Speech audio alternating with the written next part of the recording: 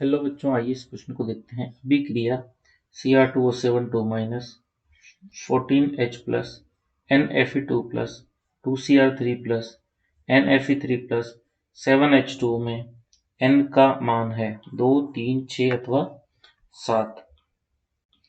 सबसे पहले हम इस प्रश्न की मुख्य अवधारणा को देखेंगे, जिसमें प्रश्न ने हमसे अभिक्रिया में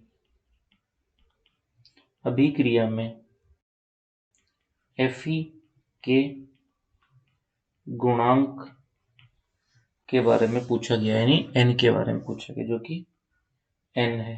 तो n हमसे यहाँ पर पूछा गया है। तो सबसे पहले यदि हम इस अभिक्रिया को देखें,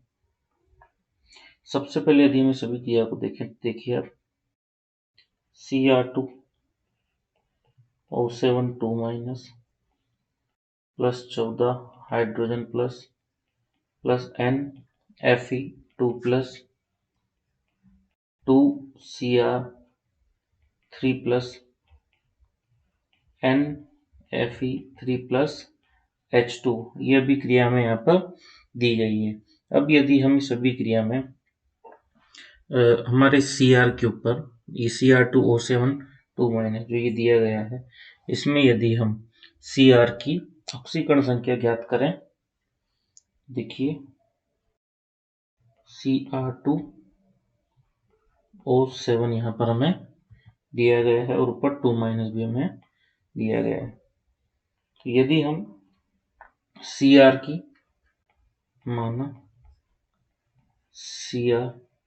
की ऑक्सीकरण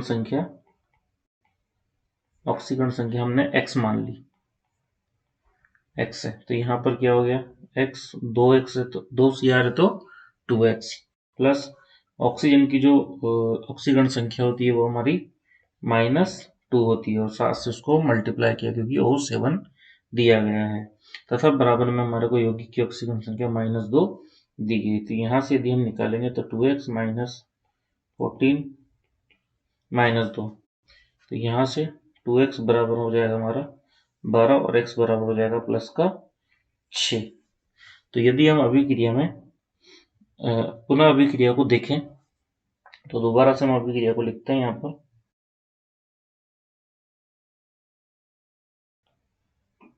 देखिए Cr2O7 2 माइनस प्लस, अब हम यहाँ पर उसके गुणांकों को नहीं लिखेंगे, गुणांकों को हम एक साथ जो है संतुलित कर कर लिखेंगे।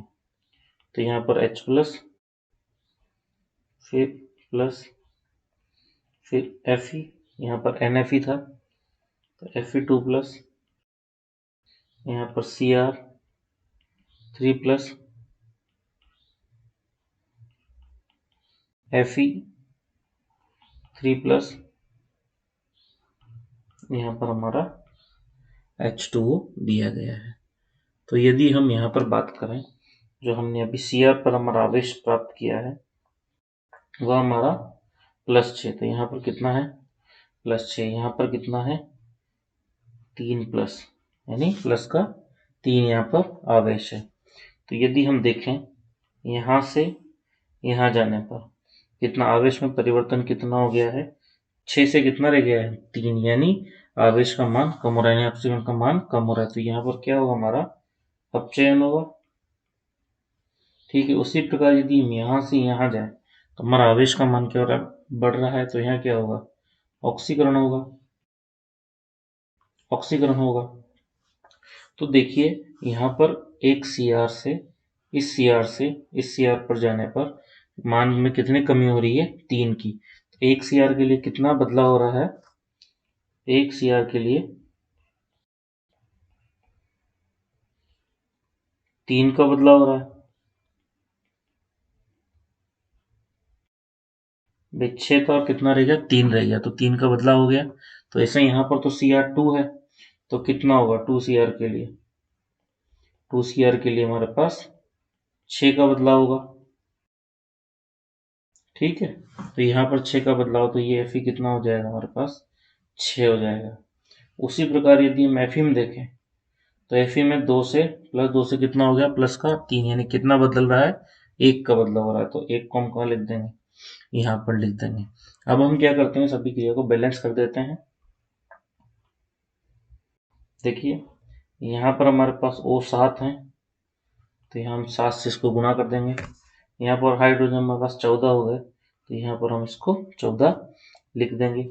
यहाँ पर जो है हमारे पास Cr2 है, तो Cr इधर भी 2 हो गया, और इधर Fe6 है, तो इधर भी Fe कितना हो गया, 6 हो गया। अब हमसे प्रश्न में जो पूछा गया था अभिक्रिया में Fe के गुणांक n का मान, तो n का मान Fe का गुणांक हमारे पास क्या आ गया, हमारे पास 6 प्राप्त हुआ। तो अतः हमारा जो सही विकल्प होगा विकल्प 3 होगा। आशा करता हूँ आपको ये प्रश्न अच्छे से समझ आया होगा। धन्यवाद।